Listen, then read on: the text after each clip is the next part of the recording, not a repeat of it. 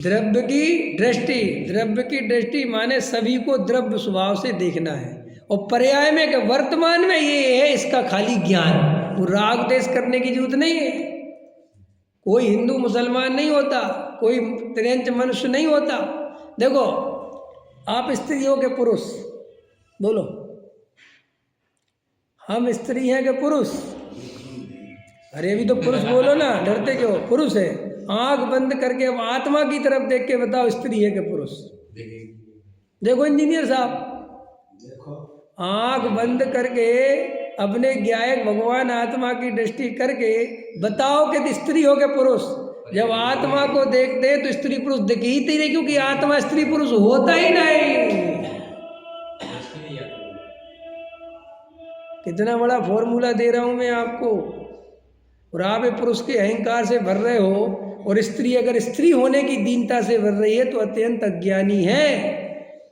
स्त्री शरीर को देख के तू स्त्री हो सकती है, इस शरीर तेरा स्त्री का हो सकता है, तू स्त्री नहीं है। तू तो बिल्कुल बराबर मैं और मेरी आत्मा सिद्धालय वाली है। मैं ये शरीर वाला नहीं हूं। ये पति पत्नी का भेद शरीर से हो सकता है, आत्मा की तरफ से हमारे और तेरे में कोई भेद नहीं है। तू भी परिपूर्ण आत्मा है और मैं भी परिपूर्ण आत्मा हूं। तो मेरी पत्नी मेरे गुलामी स्वीकार करे, ये मान्यता मिथ्या दृष्टि की हो सकती है, सम्यक दृष्टि की नहीं। ये अहंकार मिथ्या दृष्टि के अंदर हो सकता है कि तुम स्त्री नहीं। स्त्री होता क्या है? क्या तम है स्त्री फिस्त्री में? समझ में आया?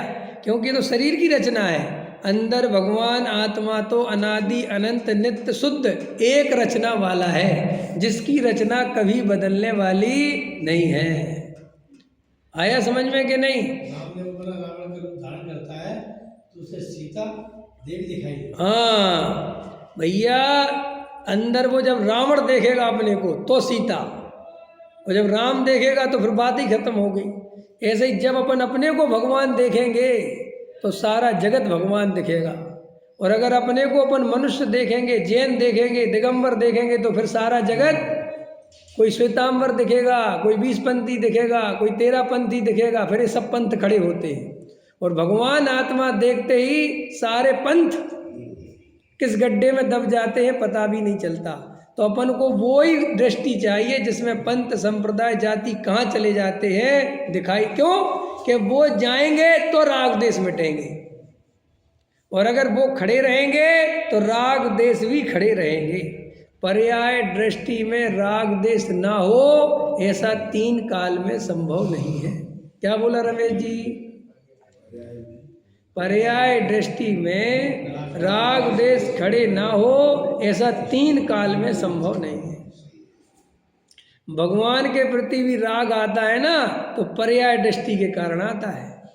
अगर भगवान की पर्याय को हटा दो तो फिर मेरे में और भगवान में बात ही खत्म हो गई। फिर वहाँ खड़े होकर करना क्या है? प्रभु के खड़े पास होकर अहो प्रभु, ये जो अहो प्रभु हो रहा है आचार्य के, तो पर्याय से हो रहा है। वो समझ में आए कि नहीं आए? क्योंकि द्रव्य स्वभाव से तो मैं और मेरा भगवान और वो भगवान एक ही है। अंतर ऊपरी यही जान, वे विराग में राग वितान, हूँ स्वतंत्र निश्चल निष्काम, ज्ञाता दृष्टा आत्म राम। मैं जो हूँ वह है भगवान, जो है वह हूँ भगवान है। मैं हूँ भगवान, बराबर है कि नहीं? वो ही मैं हूँ और वो ही मैं वो हूँ और वो मैं हूँ, एक ही बात है।